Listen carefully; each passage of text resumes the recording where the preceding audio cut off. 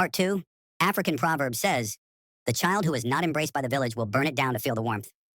What time in your life have you been closest to starting the fire? 4. I worked a non-commissioned retail job, but one of my coworkers treated it like a cutthroat sales floor. She would repeatedly sabotage my sales just to pad her numbers, credit card applications and a high GSP, which boosted her average hourly sales. She'd overhear my required credit card pitch, then swoop in and straight up lie to the customer so they'd apply.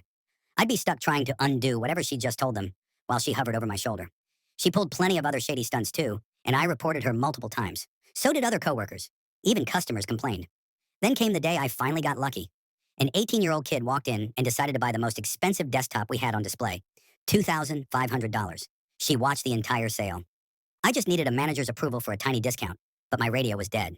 Since she was standing right there, I asked her to call a manager for me.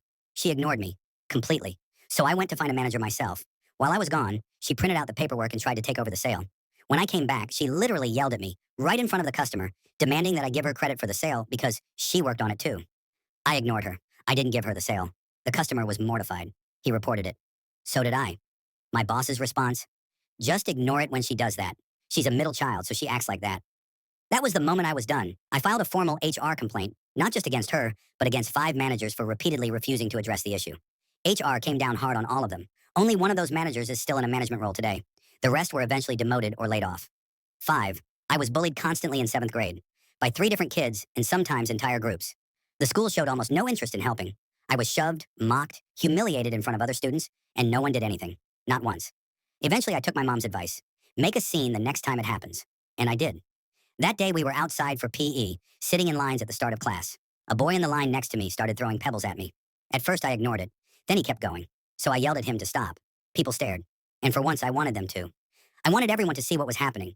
This average height, able-bodied boy throwing things at me. A very small, disabled girl. The teacher walked over and asked what was going on.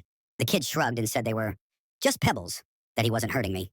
The teacher agreed with him. Then he told me that if I ever disrupted his class like that again, I'd get detention.